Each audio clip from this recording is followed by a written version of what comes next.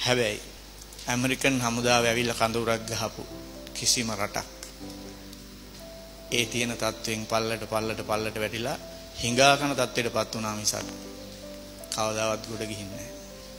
දැන් මොකද මේ මුස්ලිම් අය ලංකාවට ආවේ හරිද? සෞදියෙන් නෙමෙයි. මැද පෙරදිගින් නෙමෙයි. ඒගොල්ලෝ ආවේ ඉන්දියාවෙන් ඉඳන්. හරිද? ඒ ඉන්දියාවෙන් ඉඳන් ආපු හින්දා තමයි ඒගොල්ලෝ දෙමළ භාෂාව කතා කරේ.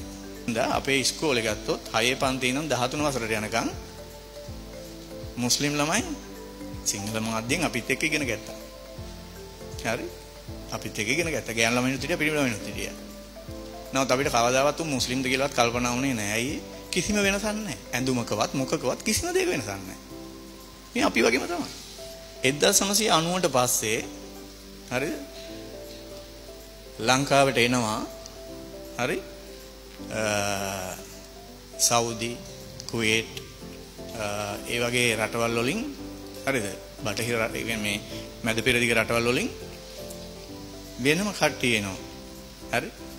ඒ ඇවිල්ලා මුස්ලිම් සමාජයේ ඕගොල්ලෝ වගේ ළමයි තෝරාගෙන ඒගොල්ලන්ට වෙනම දර්ශනයක් උගන්වන්න ගත්තා. ඒක ඒ රටවල් වලත් උනා. පැහැදිලිද ඒක? ඒතකොට මේ ඒ මැද පෙරදිග සමහර රටවල් වල මේ ඕක එක පාටම උනේ එක පුජ්‍යලයක් නිසා. ඉස්ලාම් පටන් ගන්නේ නබිතුමාගෙන් නේ. ඊට පස්සේ බිහි වුණා වහබ් කියලා කෙනෙක්. ඔහු අර දර්ශනය සම්පූර්ණයෙන් වෙනස් කළා. ඕකේ තිබුණා මෙහෙම මුල් දර්ශනේ අල්ලා දෙවියන් තමයි ලෝකේ පාලනය කරන්නේ. එකම දෙවියා එයා විතරයි. හරිද? ඒක පිළිගන්නේ කියලා. හරි? එතකොට ඒකට කියන්නේ දේවවාදය. පිළිගන්නේ නැති එක මොකද්ද? අදේවවාදය. පැහැදිලිද ඒක? හැබැයි ඔතන තිබුණේ ආධ්‍යාත්මික දෙයක් මෙන්න මෙහෙම. හරිද? ඒක කියලා තියෙනවා අදේවවාදියා මරා දමන්න කියලා.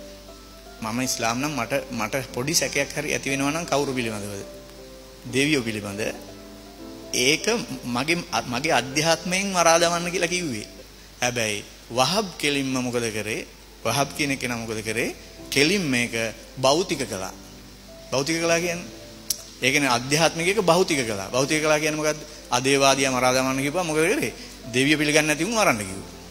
අන්න කියලා වෙච්ච තැන.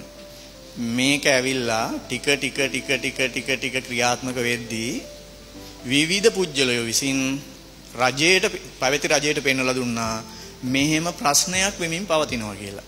හැබැයි කිසිම රජයක් ඒ ගැන හොයලා බැලුවේ නැහැ. මම සාමාන්‍යයෙන් මුත් මේ හොයන්නේ බලන්නේ නැතුව කියන්නේ. මං ගියා කාන්තන්කුඩි 99 බේරිලා ආවා. කරුමෙට මේ අකා හදිස්සි වුණා. ඒ පුපුරවා ගත්ත එක. නැත්තම් මේක තව සෑහෙන කාලයක් ගිහිලා මේ වුණා නම් අපි සියලු දෙනාගේම බෙලි කැපිලා තමයි ඉවර වෙන්නේ. ඔය ගෙනහලා තිබුණ කඩු කිව්වේ මොනවටද? තනකොළ කපන්න, රැවුල කපන්න, ගෑල් ළමයිව ආරක්ෂා කරන්න. මම දන්න තරමින් නම් කවුරුත් ගෑන් ළමයිකට මුස්ලිම් පල්ලියට යන්න බෑ. ඒතර කඩු තිබුණේ පල්ලි. හදිසියක් වුණොත් ගෙදර ඉඳන් පල්ලියට ගිහිල්ලා කඩු ගේනකොට වැඩේ ඉවරයි. දේශපාලඥයොත් මොකද කරන්නේ? මේක තවත් හුරතල් කරනවා. ඇත්ත කියන්නේ ඇත්ත. මේ මිනිස්සු පුත්තලම්බූරුව කියලාද හිතාගෙන ඉන්නේ. ඔක්කොම කියලා මේකත් කිව්වේ නැත්තම් වැඩක් නැහැ. දැන් මේ සිංහල ජාතිය ඉන්නවනේ. සිංහල ජාතිය. මේ වගේ අමන ජාතිය ලෝකේ කොහෙවත් නැහැ. මාත් ඇතුළු. සිංහලයා නැති වෙනවා නම් නැති වෙන්නේ වෙන ජාතියක වෙන ආගමක බලපෑම නිසා නෙමෙයි. උන්ගෙම තියෙන මොකක් නිසාද? අමනකම නිසා. එහෙම අමන වැඩ කළා ඊට පස්සේ වෙන ජාතියින්ට දොස් කියන්න එපා. මේ මුන්ට කරන්න තිබුණා නේ. අපි මේ බෙදිලා තියෙන්නේ කැපුවත් නිල්, කැපුවත් කොළ එහෙම.